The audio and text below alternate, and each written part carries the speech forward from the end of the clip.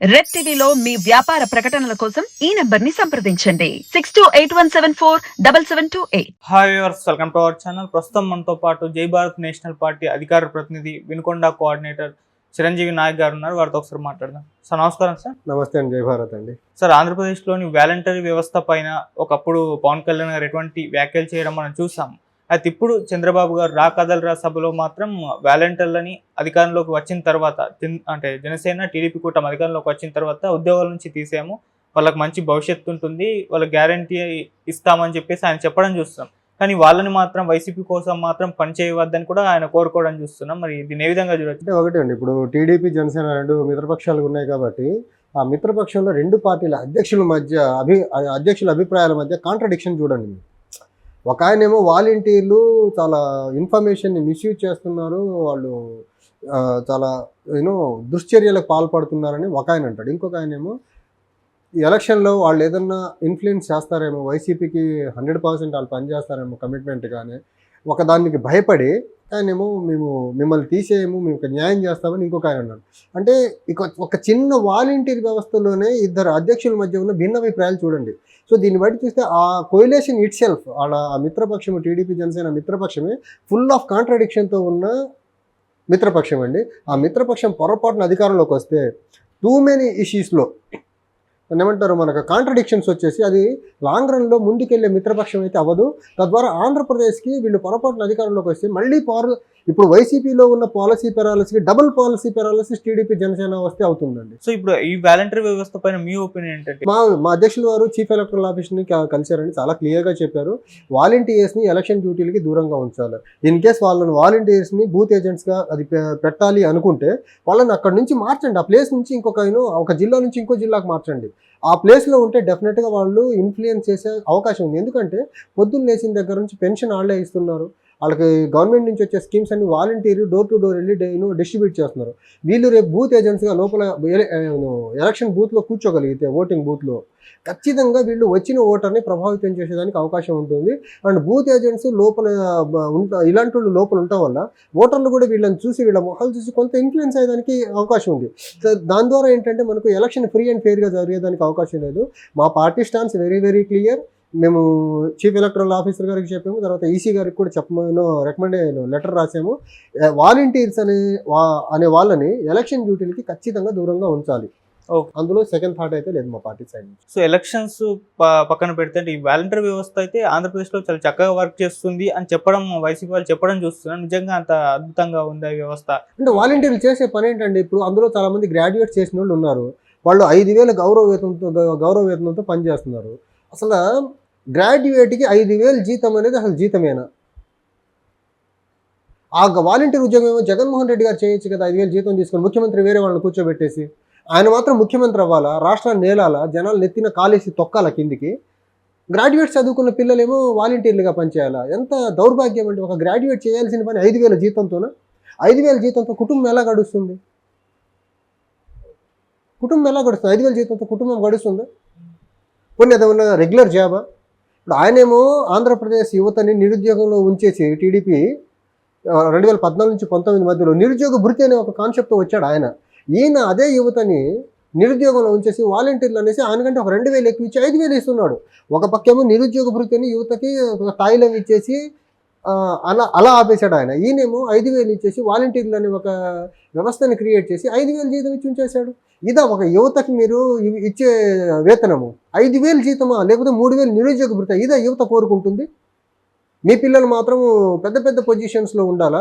ఆంధ్రప్రదేశ్లో యువతలో మాత్రం నిరుద్యోగ భృతి ఆశించాలా? లేకపోతే మేము వాలంటీర్ అయితే చాలరా బాబు, మా ఊళ్ళో మా వార్డుకి లేకపోతే మా ప్రాంతానికి 50 గృహాలకి వాలంటీర్ అయితే చాలనే స్థితిలో మీరు యువతను నెట్టేశారంటే ఎంత దయనీయమైన పరిపాలన అంటే వీళ్ళిద్దరిది. యువతకు కావాల్సింది skilled jobs, regular employment. Volunteer అనేది జాబ్ కాదు కదా అసలు అది. మీరు ఈ ఉద్యోగాలు ఇవ్వాల్సింది పోయి ఒక సెల్ఫ్ సస్టైన్డ్ మేనర్లో వాళ్ళ లైఫ్ లీడ్ చేయాల్సిన సిచ్యువేషన్ క్రియేట్ చేయాల్సింది పోయి, ఒక పక్కేమో నిరుద్యోగ భృతి, ఇంకో పక్కేమో వాలంటీర్స్ అంటారు. వాలంటీర్స్ చుట్టూ రాజకీయం తిప్పుతున్నారేంటి? చంద్రబాబు గారు కూడా ఆ మాట అన్నారంటే ఖచ్చితంగా వాలంటీర్ వ్యవస్థ చూసి ఆయన కూడా భయపడుతున్నారు. వీళ్ళకి అగ్రెస్ట్గా నేను మాట్లాడితే నేను ఎలక్షన్లో మళ్ళీ ఘోరమైన ఓటమి చవి చూడాల్సి ఉంటుందేమో ఒక భయానక పరిస్థితుల్లో మాట్లాడినట్టు కనిపిస్తుంది తప్ప ఇంకోటి కనబడాల. చంద్రబాబు నాయుడు గారు నిజం విజనరీ అంటారు కదా, ఆ విజనరీ వాలంటీర్లు అందరూ నేను పెద్ద పెద్ద ఉద్యోగాలు 30-40 వేలు జీతం వచ్చే ఉద్యోగాలు ఇస్తానని చెప్తే బాగుంటుంది. అలా చెప్పట్లే ఆయన. మిమ్మల్ని బాగా చూసుకుంటారు. ఎలా చూసుకుంటారు? 5,000 ఇస్తారా, లేకపోతే ఇంకో 1,000 రూపాయలు పెంచి 6,000 ఇస్తారా? చంద్రబాబు నాయుడు గారి మాటలు నమ్మేదానికి ఛాన్సే లేదండి. 2014లో ఆయన పవర్లోకి వచ్చే ముందు రుణమాఫీ అన్నారు. రుణమాఫీ చక్కగా చేయాలి. రేపు వాలంటీర్లు చూసుకుంటానికి గ్యారెంటీ ఏముంది? అయినా వాలంటీర్లు కూడా మా సైడ్ నుంచి ఒక అపీల్ ఏంటంటే, మీ స్థాయి 5,000 రూపాయల జీతానికి పనిచేసే స్థాయి కాదు, దానికి మించి ఉంది. మీరు దాన్ని ఏమంటారు, దాన్ని ఆ ప్రలోభాలకు, ఆ పార్టీ ఫ్యాన్ బేస్ నేచర్లో నుంచి బయటికి రండి.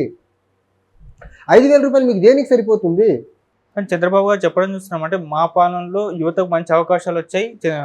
ఆ పాలనలో యువతకు అవకాశాలు వచ్చి నిరుద్యోగ భృతి ఎందుకు ఇచ్చారు మీరు? మీ పాలనలో యువతకి మంచి అవకాశాలు వచ్చి ఉంటే నిరుద్యోగ భృతి, అది కూడా ఎన్నికలకు కొన్ని నెలల ముందు మీరు ఎందుకు స్టార్ట్ చేశారు? ఎంప్లాయ్మెంట్ క్రియేట్ చేశారంటున్నారు, యువతకు ఉపాధి అవకాశాలు పెంచామంటున్నారు, అభివృద్ధికి ఇండస్ట్రీస్ తీసుకొచ్చి అభివృద్ధి చేశామంటున్నారు. మరి అభివృద్ధి చేస్తే ఎంప్లాయ్మెంట్ రావాలి, కానీ మీరు నిరుద్యోగ భృతి ఎందుకు అన్నారు? అందుకే నేను బిగినింగ్లో చెప్పినట్టు అయినా full of person with full of contradictions Chandrababu Naidu. ఆయన చెప్పేది ఒకటి, చేసేది ఇంకొకటి. మరి ఇప్పుడు కూడా ఇస్తామని అంటున్నారు. మా పాలన వచ్చిన తర్వాత యువతకు మంచి అవకాశాలు ఇస్తాం, వాలంటీర్ వ్యవస్థని కూడా. 2014 నుంచి 19 మధ్యలో ఎలా నిరుద్యోగ భృతి ఇచ్చాడో, రేపు ఆయన పవర్లోకి వస్తే ఈసారి వస్తే భృతి కూడా ఇవ్వడు ఆయన. ఓకే. ఎందుకంటే ఆయనకు విజన్ లేదు. ఆయనకు సొంతంగా ఉన్న మీడియా ఆయన విజనరీ అని ఎత్తుతుంది తప్ప, లేకపోతే ఆయన చుట్టుపక్కల ఉన్న ఒక మంది వాగర్లు వాళ్ళు ఎత్తుతున్నారు విజనరీ అని. ప్రజలు ఎప్పుడు చంద్రబాబు నాయుడు గారిని విజనరీ అని అనుకోవట్లా. విజనరీ అయితే టెంపరీ బిల్డింగ్స్ ఎందుకు కడతాడండి? విజనరీ అయితే ఓటుకు దొరికేసి రాత్రి హైదరాబాద్ నుంచి కామన్ క్యాపిటల్, ఇప్పటికీ కామన్ క్యాపిటల్గా ఉండాల్సిన హైదరాబాద్ని వదిలేసేసి, ఇక్కడ ఉన్న ఆస్తుల్ని వదిలేసేసి రాత్రి పారిపోయి ఎలా వెళ్తాడు? అది విజనరీ చేసే పనేనా? విజనరీ టెంపరీ బిల్డింగ్స్ కడతాడా? విజనరీ ఓటు కేసులో దొరికేస్తాడా? అసలు ఓటు అనే దృశ్చర్యలో ఒక లెజిస్లేటర్ని కొనే ఒక దృశ్చర్యకు పాల్పడతాడా? విజనరీ అయితే ప్రధానమంత్రిని వ్యక్తిగత స్థాయి దూషణకు దిగజారుతాడా? ఇవన్నీ విజనరీ చేసే పనులా? దీన్ని విజనరీ అంటారా?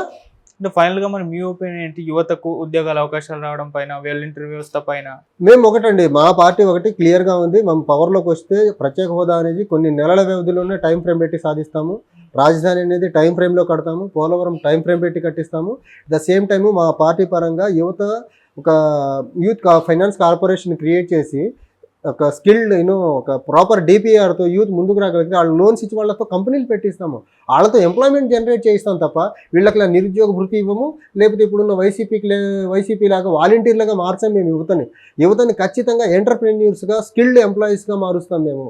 ఓకే. వీళ్ళకి లెక్క నిరుద్యోగ భృతి మీద డిపెండ్ అయ్యేలా, లేకపోతే వాలంటీర్ వ్యవస్థలో పనిచేసే 5,000కి ఒక మీనియల్ శాలరీకి పనిచేసేలా యువతను మాత్రం మేము మార్చబోమండి. కానీ చంద్రబాబు గారు చెప్పడం చూస్తున్నాం అంటే మా పాలనలో యువతకు మంచి అవకాశాలు వచ్చాయి.